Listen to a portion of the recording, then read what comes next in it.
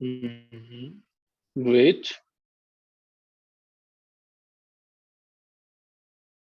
Great. अब इसको सोचते रहिए और हम थोड़ा सा मजीद डिस्कस करते हैं। सर मैंने सही बताया ना? प्रूफ एनालिसिस थीसिस नहीं, आपने थोड़ा सा थोड़ा सा सही बताया है। और वो थोड़ा सा आपकी डेफिनेशन के मुताबिक ठीक होगा। हमारा पैट कुछ और है। खैर जी, आगे बढ़ते हैं। अब हम जो हैं ये सारी की सारी चीजें समझते हैं, समझ। आप जी पार्टिसिपेंट्स, में अर्ज कर रहा था आपसे कि अब रोजाना जिंदगी में हम बड़े पॉइंट्स बनाते हैं, ऐसे के अंदर भी हम पॉइंट्स ही लेते हैं। अब हमारे ये जो पॉइंट्स हैं यहाँ पे वो क्रूशियल हैं, हमारी ऐसे के अंदर पॉइंट्स मेकिंग हमारी बेसिकली लाइफ लाइन है। अगर हम ऐसे के अंदर अपने पॉइंट्स को ढंग से नहीं ले सकते, ढंग से नहीं बता सकेंगे, तो वो फजूल है। स्पॉन्टेनियस थॉट क्या होती है? कोई बता सकता है स्पॉन्टेनियस थॉट क्या होती है? यहाँ पे बैठे बैठे मुझे ख्याल आया, ओहो नवाज शरीफ साहब तो लंदन में बैठे जो हैं वो चाय पी रहे होंगे, पाकिस्तान का जो है वो बेड़ा गर्क हो गया। मुझे यहाँ पे बैठे बैठे ख्याल आया, ओहो इमरान खान साहब ने तो प्लस्तर उतार दिया है और इतनी जल्दी वो ठीक भी हो गए हैं। यहाँ पे बैठे बैठे मुझे ख्याल आया, ओहो आसिफ अली जरदारी साहब ने तो मुल्क को लूट के खा गए हैं। तो कुछ भी थॉट आ गया। और मुझे जो है अ, एक स्टूडेंट है, उन्हें एक दफा बड़ी अचानक से एक रैंडम सी थॉट आई, स्पॉन्टेनियस थॉट। उनके क्वेश्चन का अभी तक मैं आंसर नहीं कर सका। वो कहते हैं कि सर वो कायदे आजम की कब्र में कौन दफन है?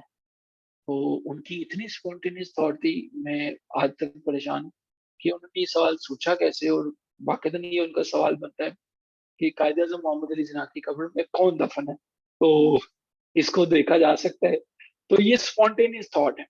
आपके ऐसे के अंदर जो है वो, ऐसे के अंदर स्पॉन्टेनियस थॉट नहीं चलेगी, ऐसे के अंदर चैट नहीं चलेगी, ऐसे के अंदर सारी की सारी जो चीजें सोचोगे वो एक टॉपिक से रिलेटेड होगा। अब क्या है, आपने व्यू पॉइंट को देखा।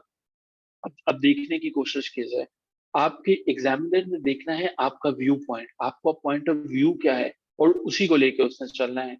और अब आपकी जॉब ये है कि आपने गुड सपोर्ट मुहैया करें अपने थीसिस की, वो चीजें कि आपका रीडर जो पढ़ने वाला है उससे अपने टाइम देना है, कंसंट्रेशन देनी है, उसको कुछ समझने की भी कोशिश कोशिश करे, उसको समझ में भी आए कि आप बताना क्या चाह रहे हैं। सो जी, काफी चीजें की। सो पैट हमारे पास होता है जी, ये तीन चीजें, चाहे वो purpose, audience and thesis. So PAT पता चल गया, पैट क्या होता है?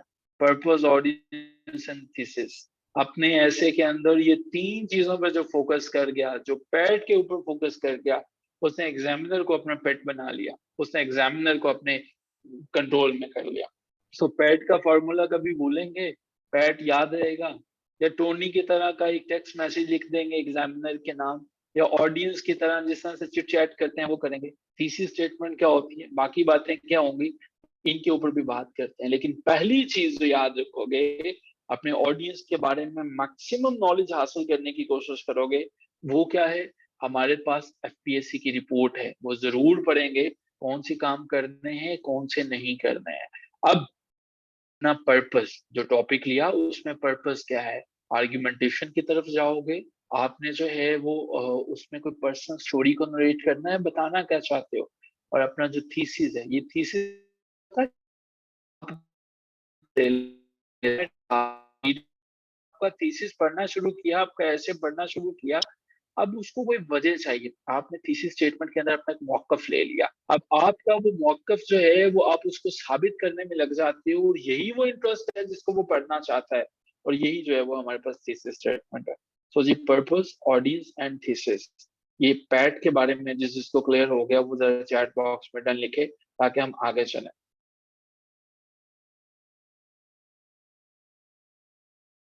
हम ऐसे के बारे में से पहले रोजाना वेबसाइट्स देखते हैं, उनके ऊपर जो है वो ब्लॉग्स लिखते हैं, सारे के सारे ऐसे मौजूद हैं, लेकिन हम उनको पढ़ते हैं इस चीज को रियलाइज किए बगैर कि ये ऐसे हैं। आपको पता है कि ऐसे की चार टाइप्स हैं जो हमारे लिए आम है, बाकी तो उसकी हजारों टाइप हो सकती हैं। द जर्नलिस्टिक ऐसे, परसुएसिव और द आर्ग्यूमेंटेटिव ऐसे, हमारा मौजूद बहस ये ज्यादा रहेगा। इसके अलावा जो है रिव्यू पे हम बात नहीं करें। अच्छा, आपके ख्याल में कोई ना कोई तो मकसद होगा। अगर मैं यहाँ पे कह रहा हूँ आर्ग्यूमेंटेटिव ऐसे, यहाँ पे मैं कह रहा हूँ जर्नलिस्टिक ऐसे, यहाँ पे मैं ये कह रहा हूँ डिस्क्रिप्टिव ऐसे, क्या ऐसा है कि इन सबको लिखने का अंदाज एक जैसा होगा, सबका फॉर्मेट एक जैसा होगा, सबके अंदर तरीकेकार एक जैसा होगा, और इनके अंदर सिर्फ नाम ही इनके मुख्तलिफ हैं?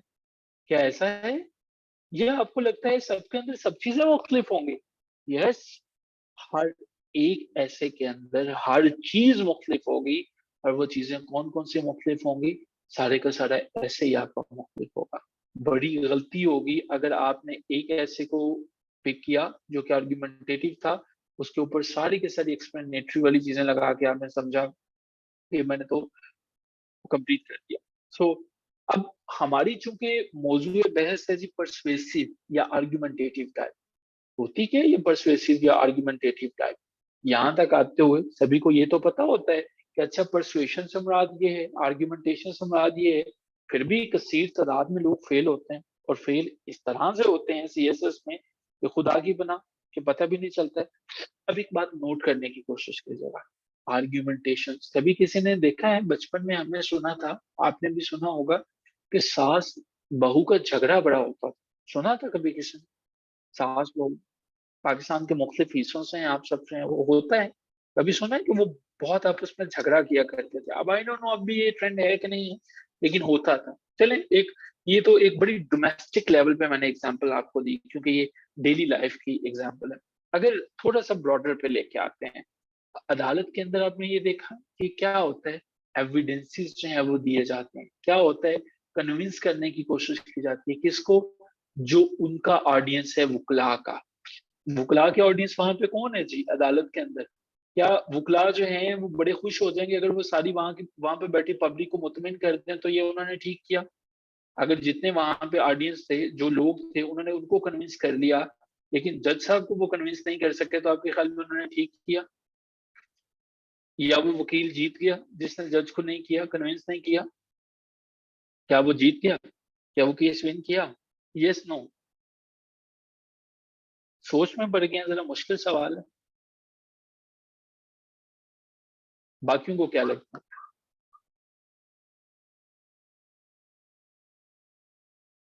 ऑब्वियसली नो, वो हार जाएगा। इसी तरह से अब ये जो ऐसे है आर्गुमेंटेटिव, ये बेहतरीन स्ट्रक्चर में होता है। अब इसका प्रॉब्लम ये है, इसके अंदर तब वो ये समझने से कासिर है। मिसाल के तौर पर, अब अगर जो है हम आपको एक टॉपिक देते हैं, जिस तरह से इन्होंने कहा कि आपको कहा जाता है कि प्राइवेटाइजेशन के कैनेडियन हेल्थ केयर के ऊपर असरात जो हैं वो देखें। अब आपने इसको करना है तो आपको मुख्तलिफ एस्पेक्ट्स, मुख्तलिफ पॉइंट्स बताने पड़ेंगे। आपको देखना पड़ेगा कि आप राइटिंग में जब जाएंगे पर्पस क्या होगा, टॉपिक क्या होगा, आप कितने पैराग्राफ बनाएंगे, और इन पैराग्राफ को आप किस तरह से लेके चलेंगे। सो ये सारी की सारी चीजें कैसे चलती हैं, कैसे मूव ऑन होगी, इसके लिए हम एक छोटे से ऐसे की मिसाल लेते हैं और उसके साथ हमारी क्लास जो है वो खत्म हो जाएगी। देखिए, अब हमारे पास जो है वो एक मीडिया स्टूडेंट है, मिस सारा से, सारा ये आखिरी पैसेज है, जरा पढ़िएगा यहाँ से। Julian Lobbs is a media study student.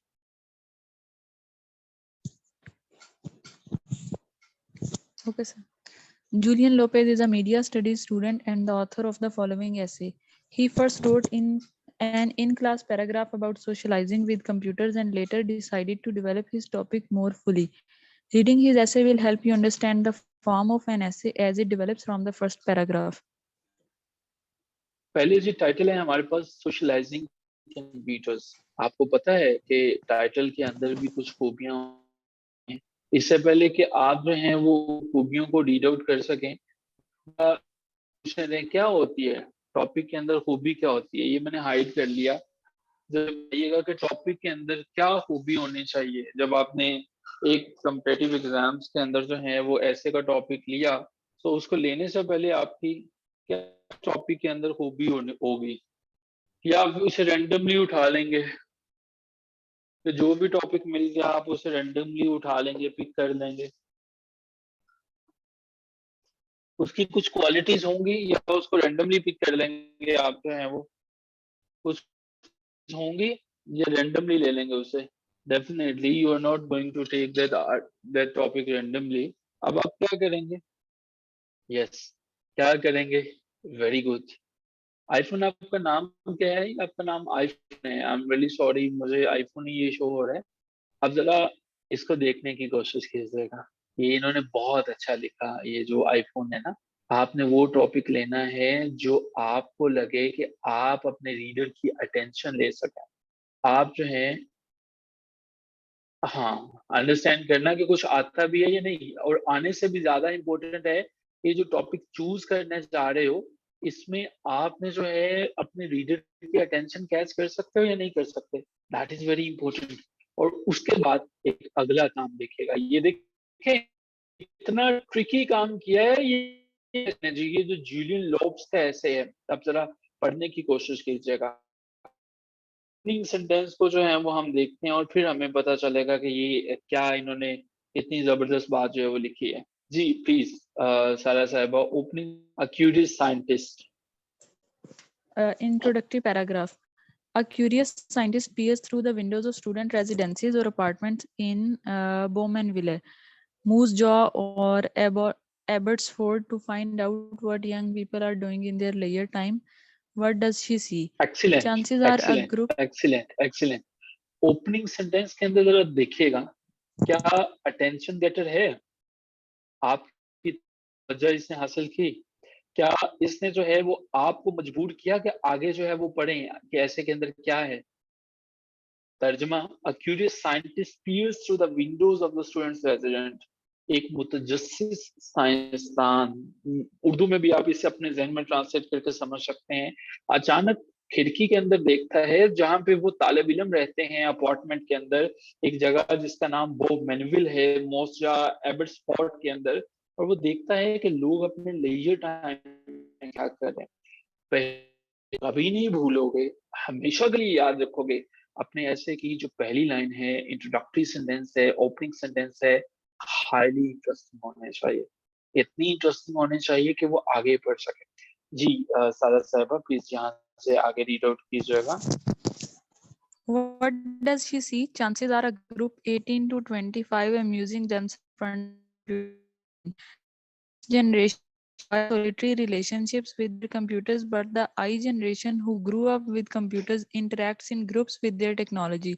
Today's youth has an ingenious new use for the computer as the hub for group entertainment, social interaction, and group multitasking. सारा इसमें बताएं जरा, थीसिस स्टेटमेंट कहाँ पे, और बाकी सब भी बताएं। सारा जो बताएंगे लाजमी नहीं है वही हो, बाकी भी अपना गैस लगा सकते हैं। सो कहाँ पे है इसमें थीसिस स्टेटमेंट? Last line. मानूर को लगता है लास्ट लाइन, बाकियों को यहाँ पे सारा के अलावा बाकियों को, सॉरी, मानूर के अलावा बाकियों को क्या लगता है?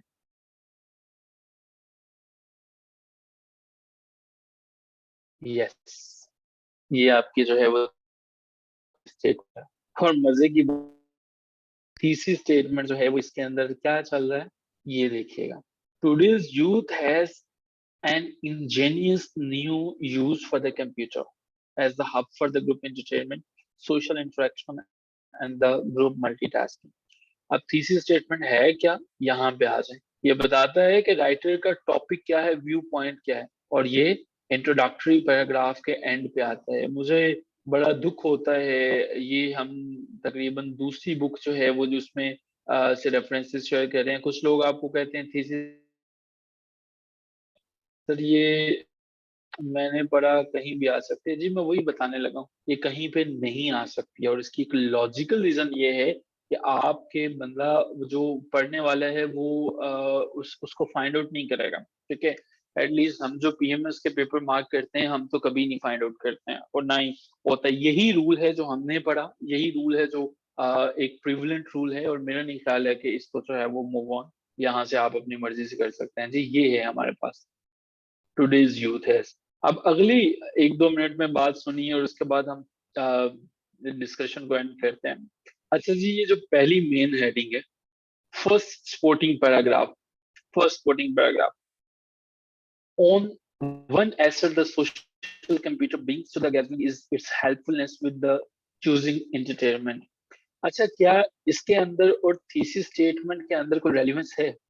पहले पैराग्राफ के अंदर और थीसिस स्टेटमेंट के अंदर कोई रेलिवेंस है?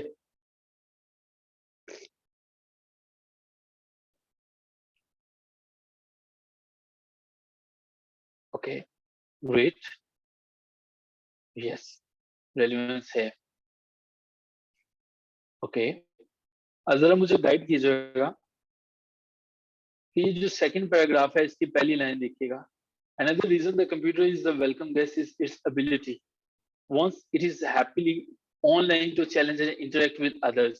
ये लाइन पढ़ी। अब आप जरा इधर आइएगा, दोबारा वापस जो है वो पहली हमारे पास थी as the hub for the group entertainment. तो यहाँ पे हमारे पास जो है कि हमें ये फील होता है कि लाइन थी मूवी वगैरह एंटरटेनमेंट की बात कर रहा है, दूसरे में सोशल इंटरेक्शन की और तीसरे में ग्रुप मल्टीटास्किंग की बात, दूसरे में उसने इसके अकॉर्डिंगली ही बात की है, सोशल इंटरेक्शंस की बात की है।